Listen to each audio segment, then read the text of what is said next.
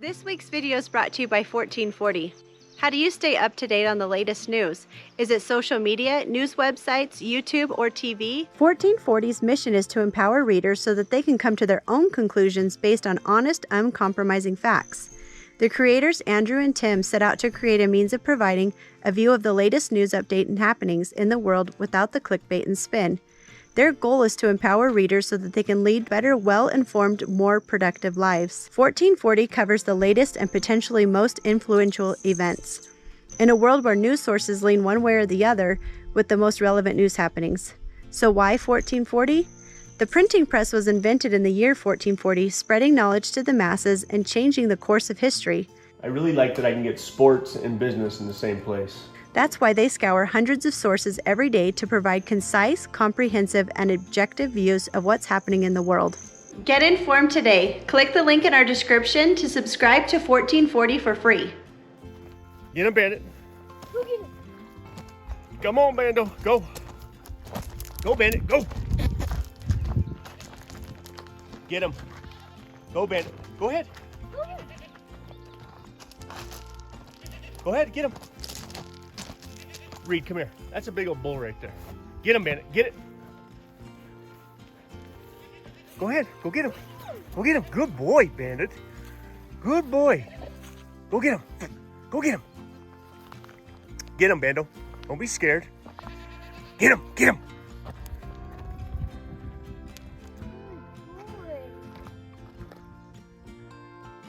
Get him, Bandit. Push him back up. Get him. Good boy, Bandit. You're a good boy. You're a good boy. Does he deserve a treat? Yes, he's a good boy. He needs to be rewarded. You're a good boy. Good boy. So when the cows have eaten the feed off of the public land, they basically look for more feed. Because the landowner that touches the public land has not repaired their fence, the cows just wander right back down here. So now for the next probably 2 months, maybe even 3 months, we will battle the cows. And again, because Idaho's a fence out state, this is technically our problem. So our property is fenced, at least the lower 5 acres of our property is fenced. But these cows have been running up here for probably, I don't even know, hundreds of years, I would guess. Since the first settlers were in this area, they would push their cows up here in the summer, they'd push them back down in the winter. Now that things have changed up here as much as they have, really the last thing that needs to happen is that landowner needs to fix his fence. That person is never going to fix their fence because they don't. I've only seen them up here 2 or 3 times over the last couple of years. So odds are I'll probably end up fixing that fence at some point. But for the next few months, the cows walk up and down our road looking for feed. The other issue the cows now have is they used to be able to get to the creek to get water. Now this has all been fenced all the way down, so they can't even get water. So they basically walk down and then back up looking for water.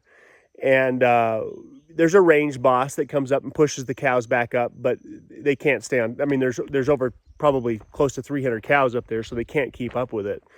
But it's a bit of a pain, and at some point we need to get that fence up there fixed so the cows stay where they're supposed to stay.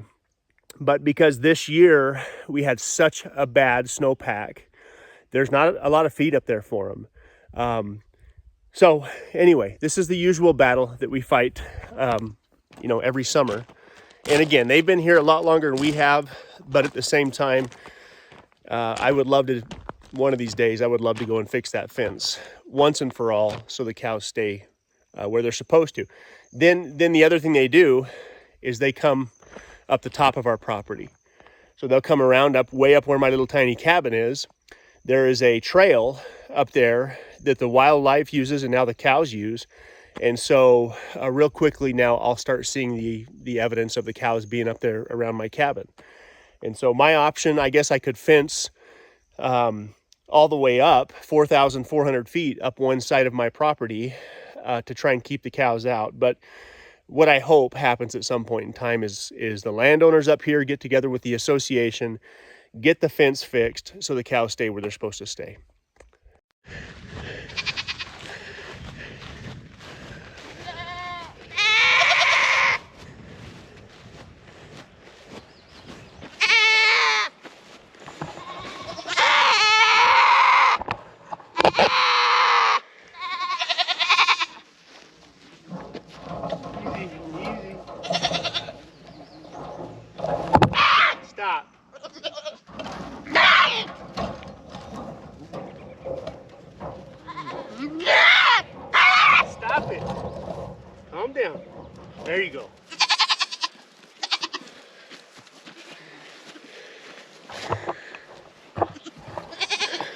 That's why their horns need to go away. Okay, I'm changing the pitch of our roof mainly for one reason, and that reason is so the snow can slide off by itself. For the last 2 years that we've lived here, at some point during winter, we have to get up here and shovel 3 to 4 feet of snow off because the second story slides to the first story, and the first story is too flat to slide to the ground. I don't want to do that anymore. On top of that, I should have done it this way from the beginning, but I didn't know. I wasn't experienced enough, I suppose. And I tried to tie the first story roof rafters into the existing 2x12, using the existing 2x12 that I used to support the floor joists between the first and second story, instead of putting a ledger board up higher. So now I'm going to put the ledger board just below the windows. I'm going to cut off. I have to leave the existing 2x12s that are here. This is the issue. I don't want to do any drywall damage inside. I don't want to make this any more complicated than I have to. So I'm going to cut my beautiful rafter tails off of the old rafters, and then I have to slide new rafters in right next to them, and do this in a way where you can't tell. There's nothing worse to me than driving by an old house and you can see the 2 or 3 additions that were done to that house. So I'm trying to do this in a way where it's just not, it looks like this is how it was done originally.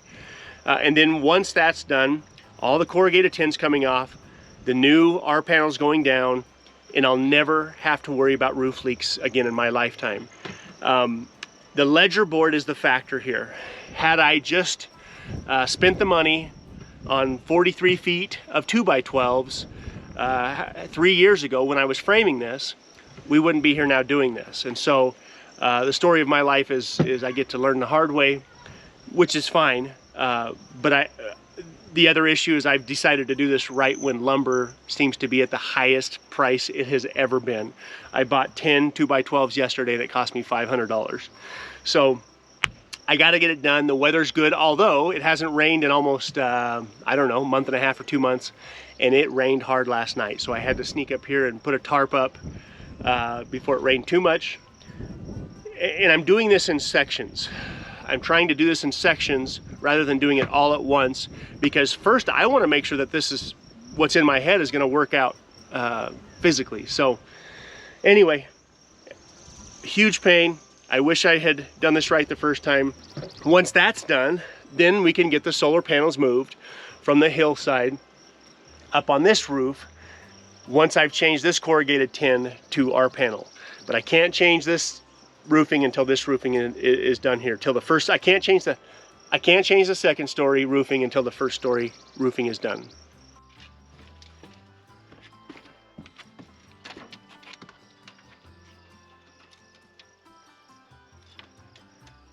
I have been thinking about this particular project for over a year now, and in some respects I've been avoiding it, but it's time to get it done.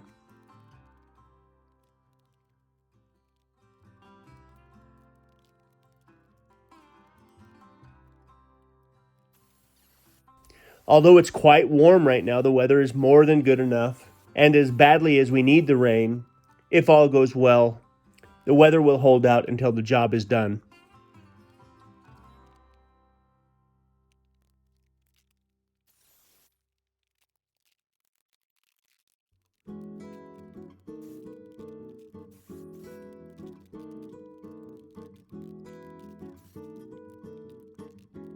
Initially, when this was framed up, I seemed to be more interested in getting the house finished and moving into the house than I was thinking about the amount of snow that would have to be shoveled off this first story a couple of times during winter.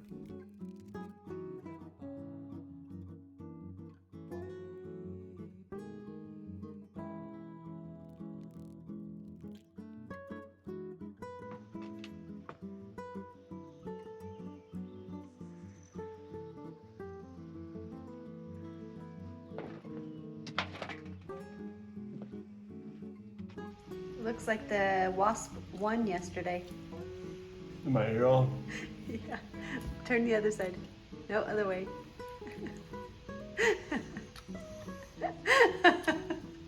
I don't know. That looks painful. You think you're the first person to ever laugh at my ears? No. It's just... That's why I'm so tough. It looks really painful. No, I couldn't barely sleep laying on it last night. Stinking wasp. Oh, I'm sorry. I don't mean to laugh, but it's just not normal. Anything to provide you a little humor in your life. Told you. That's why we're still married after all these years.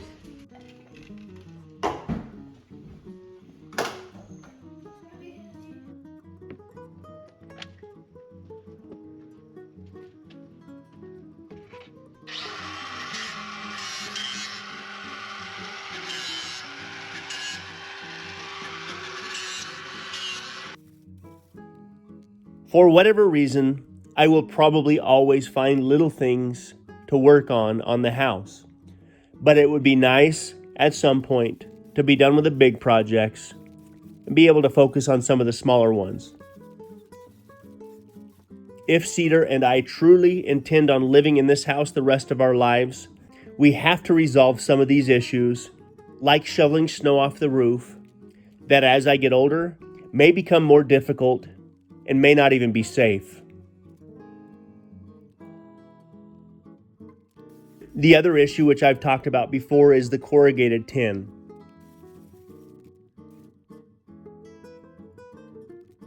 If you've been paying attention for a while now, I was given an opportunity to remove a corrugated tin from a ranch not too far away where the snow load damaged an awning, and in turn, once it was removed, gave us more than enough tin to finish our house.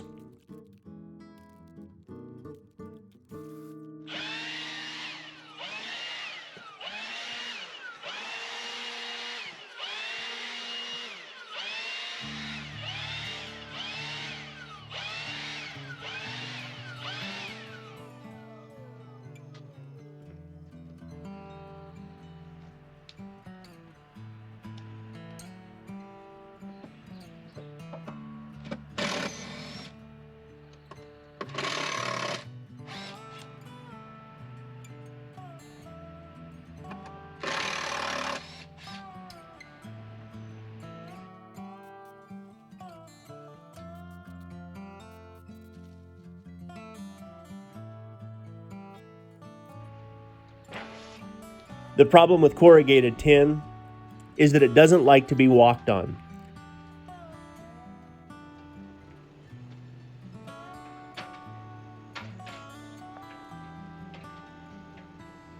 As you walk on corrugated tin, the self-sealing screws lose their seal and oftentimes contribute to leaks.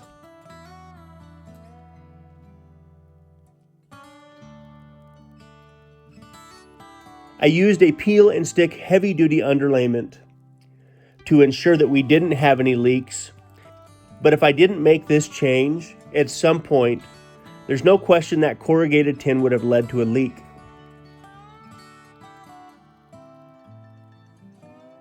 As cute as the house looks with the tin on it, it will all be removed this summer.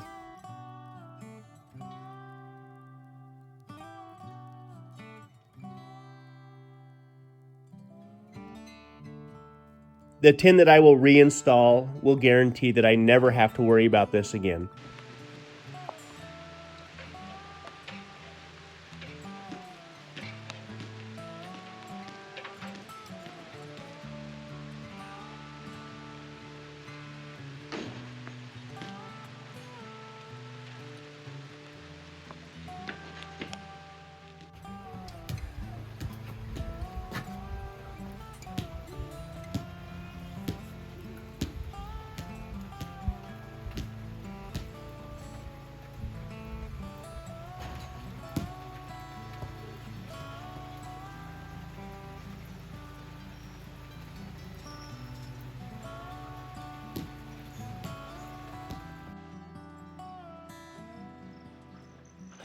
Knowing what I know now, the best case scenario for a roof in cold country, in my opinion, would be to have long eaves so that when the snow slides, it's nowhere near the house.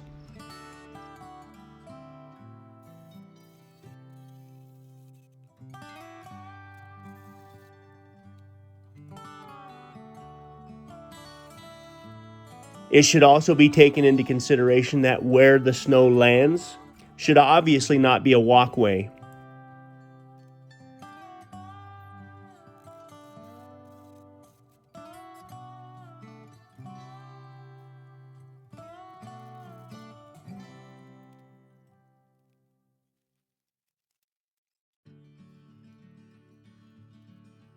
Most definitely some of this stuff I took into consideration and thought about, but some of it we most definitely learned from living up here.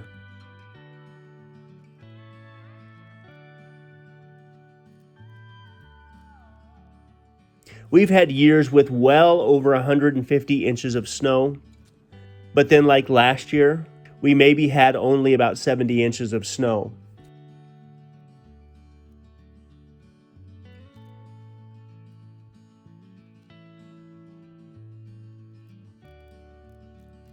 We've had years where the snowmelt was slow and most of it went into the ground instead of going downhill.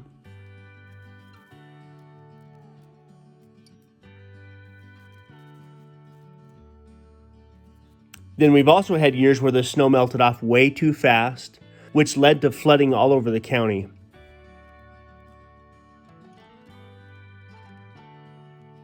The one thing we can count on is the fact that the weather may never be the same.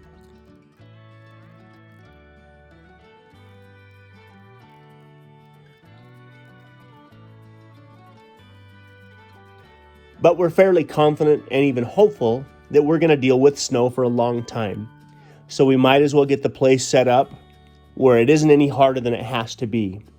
Getting the roof pitch changed is one of these things.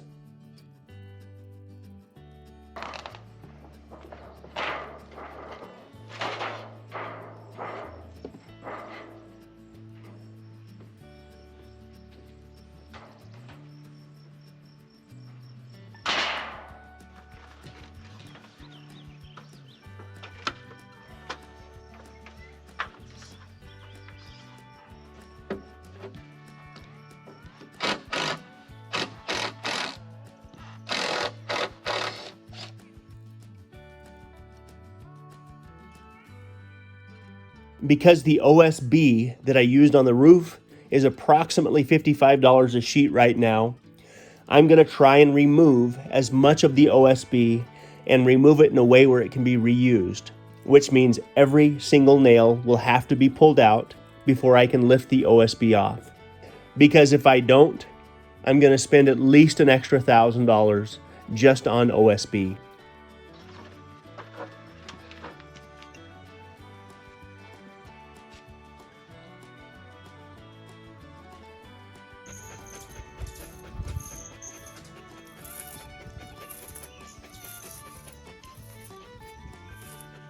Who would have known a curry comb would work so well on dog's fur? But he gets covered. Show me your burrs. He gets covered in burrs when he goes up there on the hill. So we use a curry comb and out they come.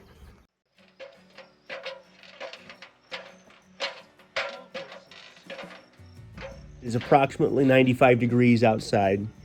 So I was able to pull the peel and stick underlayment off without too many issues. But it's pretty warm kneeling down working here on this roof.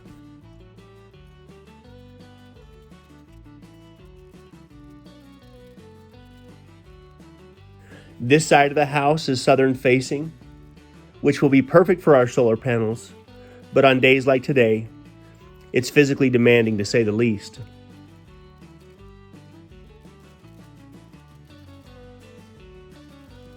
You'll see here shortly how I find some shade on this part of the roof.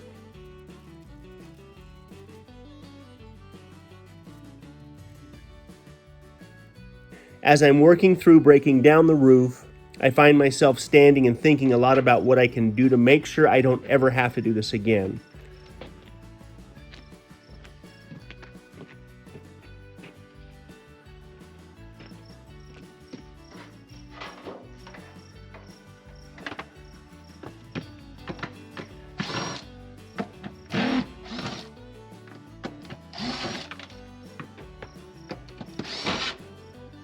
I'm also considering what I'm going to do to prevent any future leaks once the new roof is installed.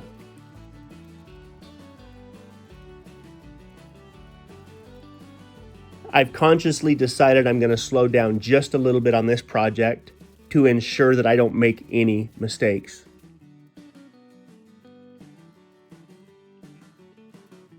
Wearing the new hat that Cedar got me for my birthday definitely helps, but it can only help so much.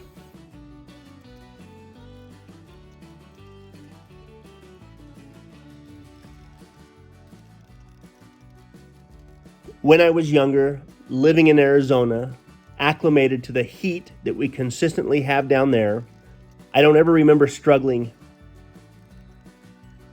Once we moved to Idaho and we learned what a real winter was, it seems to me that it's one way or the other.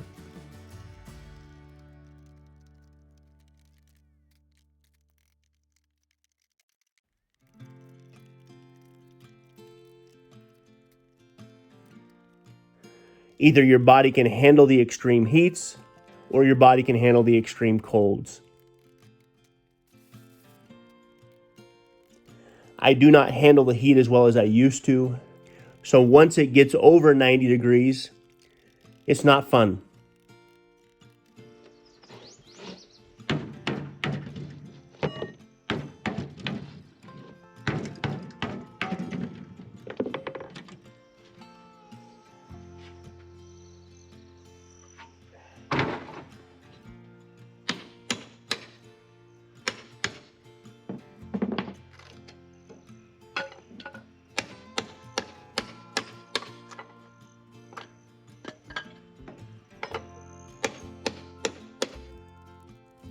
I find myself eagerly anticipating the first snowfall. But I can remember the first winter and the first time it got down below zero, how hard that was on me as well.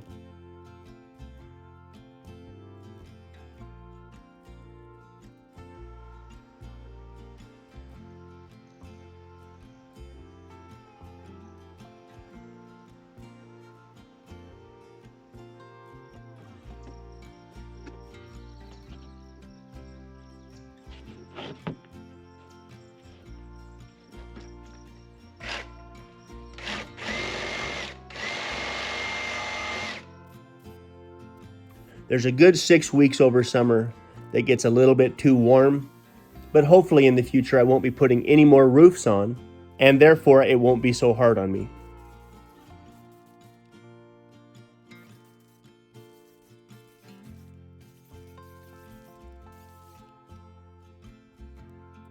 I always have my earbuds in. In the middle of working on the roof, I realized that we had about 10 to 12 cows coming down my hill, and I needed to do something about it.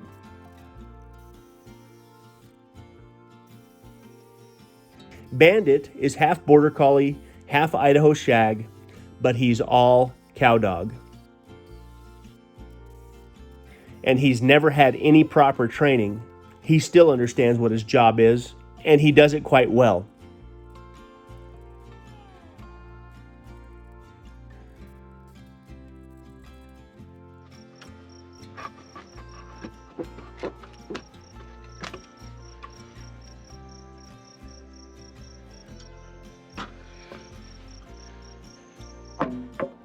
So I'm outside today trying to do my part controlling the fly population.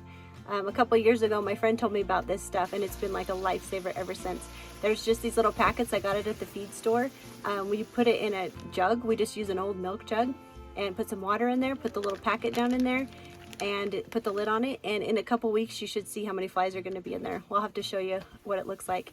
But that stuff, it is so stinky, whatever it is. I'm not even sure what's in it.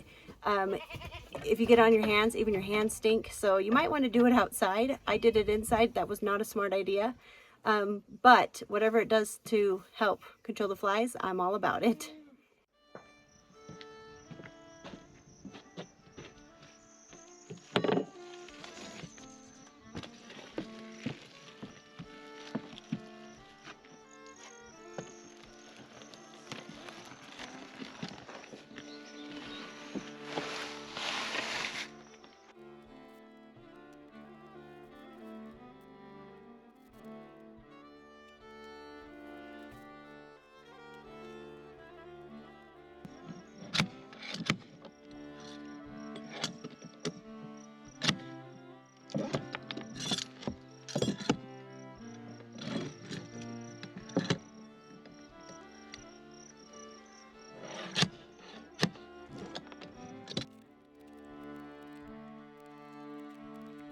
Within just a matter of a few minutes, he helped me push the cows back up the hill, through the opening that leads up to our tiny cabin.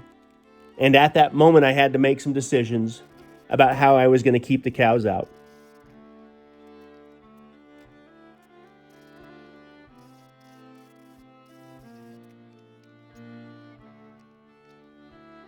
I decided to throw together a quick barbed wire gate that should more than do the job.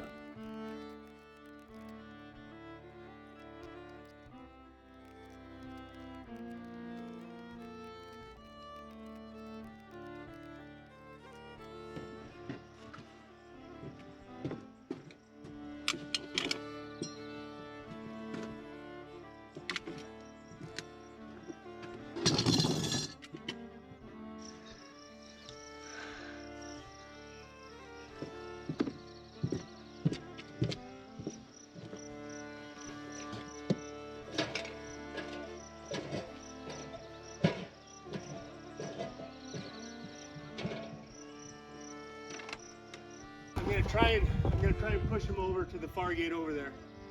You might have to walk up on the hill and help me a little bit. Well, it's already too late.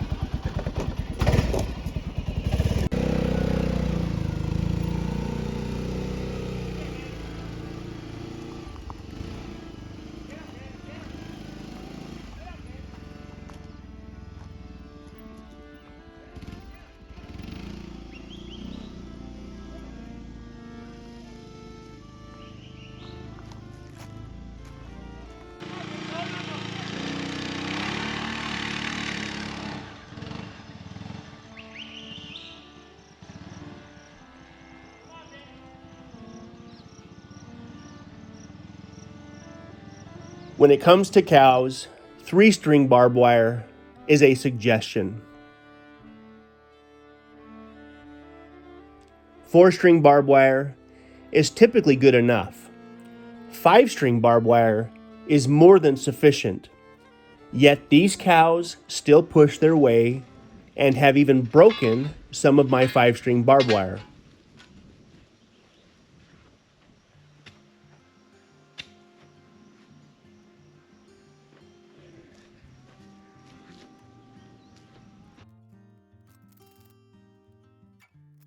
Because we fenced the lower 5 acres of our property in 5-string barbed wire, and because our property used to be part of a trail that these cows would use to get down to the creek, it now complicates their ability to do what they're trying to do. When the cows need feed, they find it wherever it's at. Idaho is by definition a fence-out state.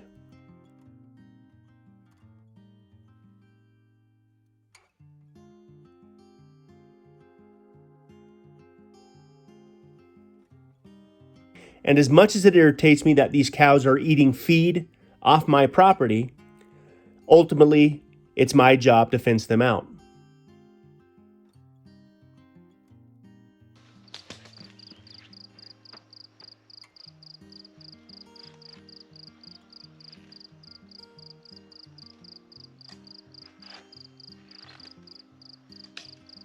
These cows have been running up here for generations.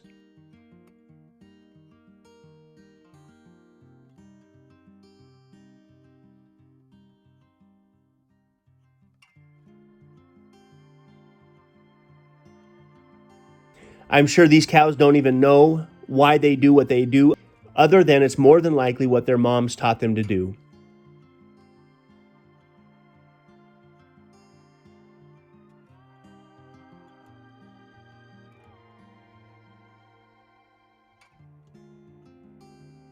It's pretty simple for them: food and water. They don't care who owns what. They don't care what's public land and what's not. All they care about is food and water.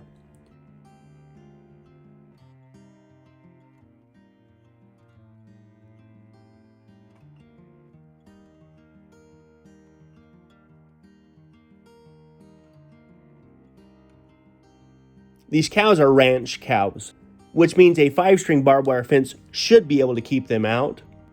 But if that fence stands in between them and their food or water, they will typically find a way to get to it.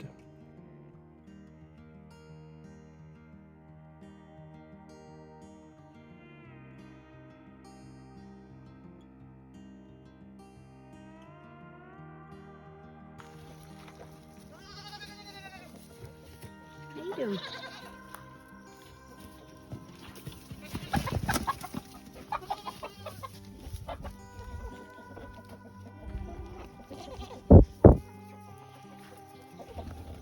Does that taste good? You're not supposed to eat shirts.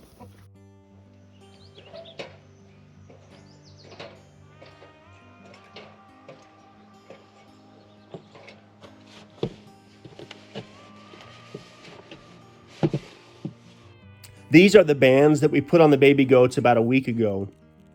And if you look close, you can see that they are doing their job.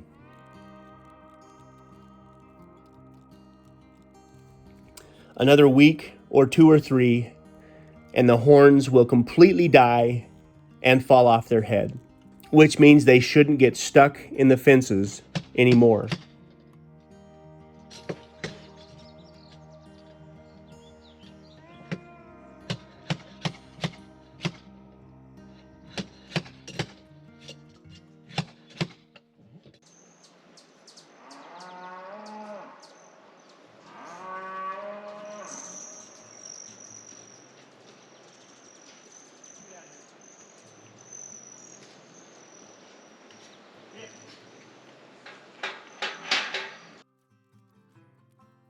I can remember the first time I worked cows from the back of a horse.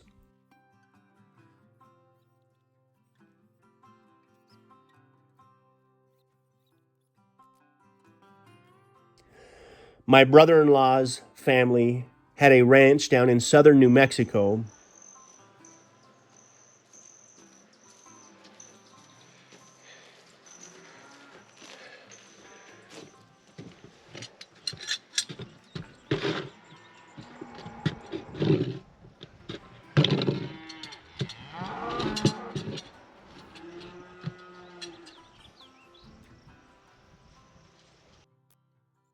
And when I was growing up, my dad and my brothers were given the opportunity to go help with the branding and the separating. And while at that point in my life, I really didn't have a whole lot of experience on the back of a horse, but I remembered spending those few days working those cows and how natural it felt to me.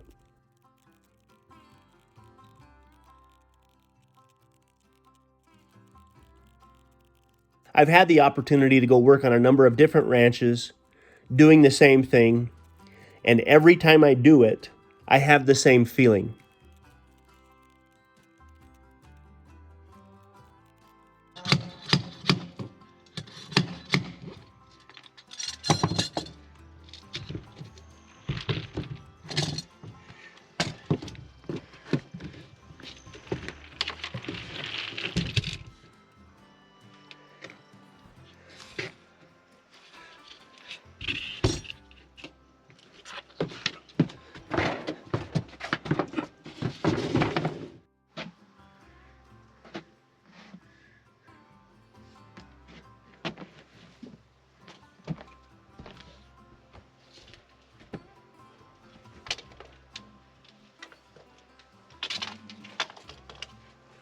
In my teenage years, I can remember a couple of different times talking with my dad about turning our sheep ranch in southeastern Idaho into a cattle ranch.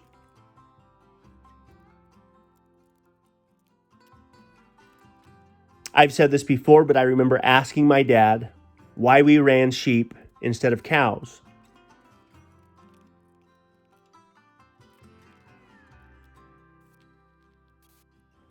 My dad's initial reaction was, at that time when my great-great-grandfather homesteaded where our family ranch is now, the weather was so extreme, it was incredibly hard on cows.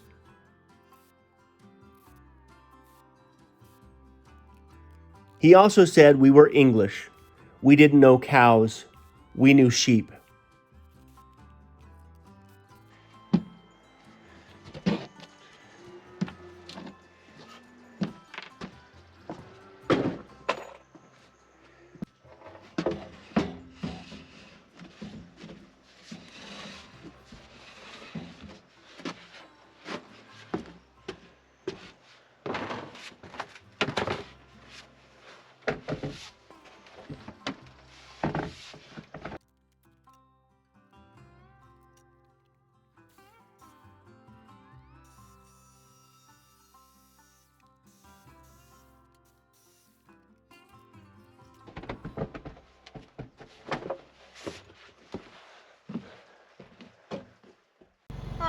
happy to see Red? That's a good girl.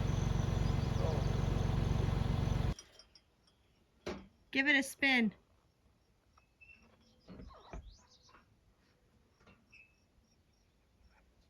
There you go. Thank you. Let's hope the earth doesn't change anytime soon. Again.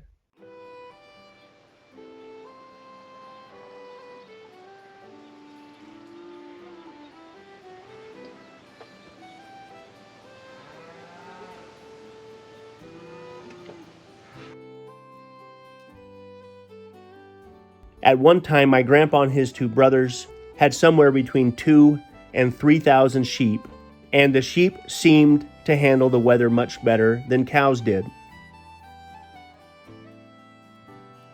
But that being said, I can remember my dad and even my grandfather saying they've never met an animal that was so eager and so quick to die.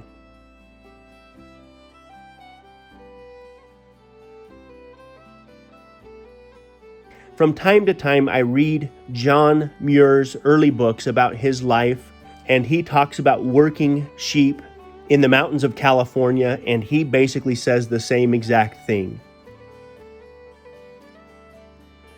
Sheep will lay down and die for no reason at all. At some point, my grandfather sold out, and then after my grandmother passed away, he sold a majority of the family ranch land. And it seemed my dream of turning that ranch into a working cow ranch had slipped through my fingers. But here and now, I think about it all the time.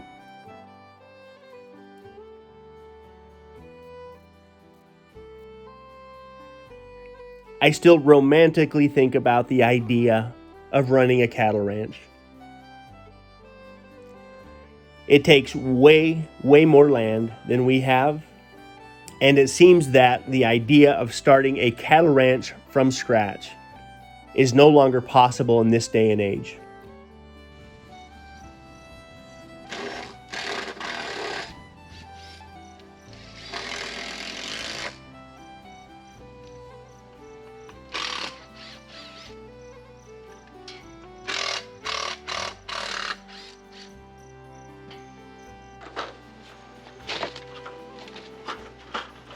Land values are too high.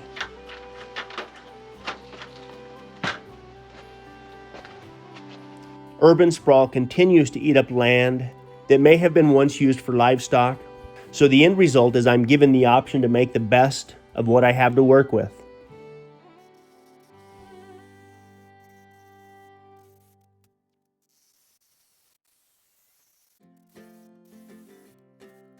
Nine goats, 25 chickens, 3 cats, 2 dogs, 5 kids, a wife, and a couple of old trucks. That's my lot in life, and I'm grateful to have it.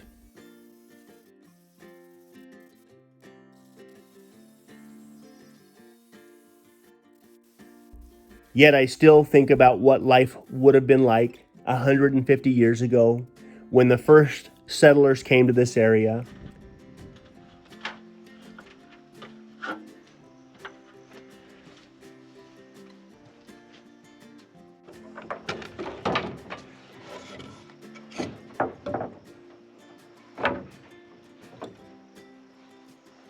And with nothing but brute strength, maybe an axe and a shovel, a team of horses and a wagon, a buck saw, the early settlers made it work.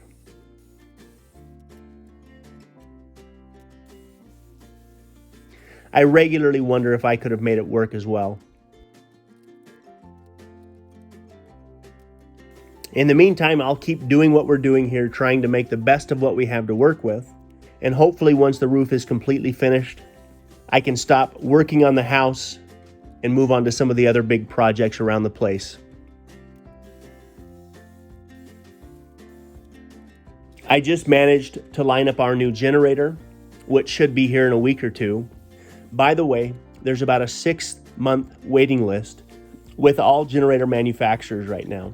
But our new standby generator is about twice the size of the current generator we have and should again lead to a more comfortable life here at our place.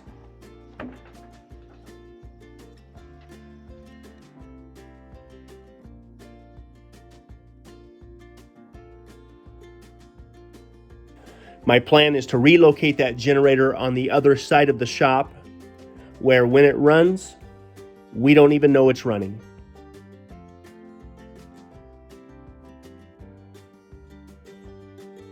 It should also be more than enough for any projects that I might have in the shop. I would love to have sufficient power to run a bigger welder. I've wanted to get a new welder for quite some time now.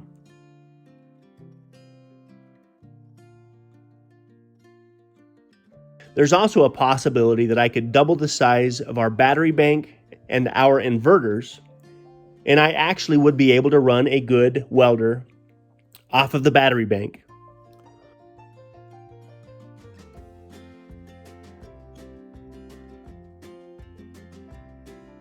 If all goes well this coming week, I will get a majority of the roof finished. Hopefully I will get the new insulation blown in. I will get the old OSB reinstalled, and I will get the new roof dried in. And it should look beautiful.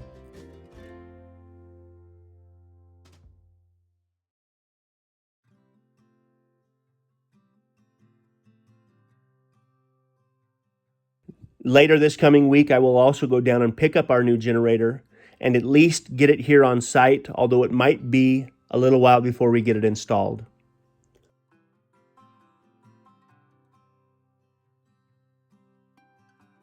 Every year, the harder we work at living this lifestyle, the better we get at it. But it requires constant work. There's always something that needs attention. But hopefully, in due time, the projects will get a little bit smaller. But who knows? I'm sure I'll think of some big project I must do somewhere, like a root cellar.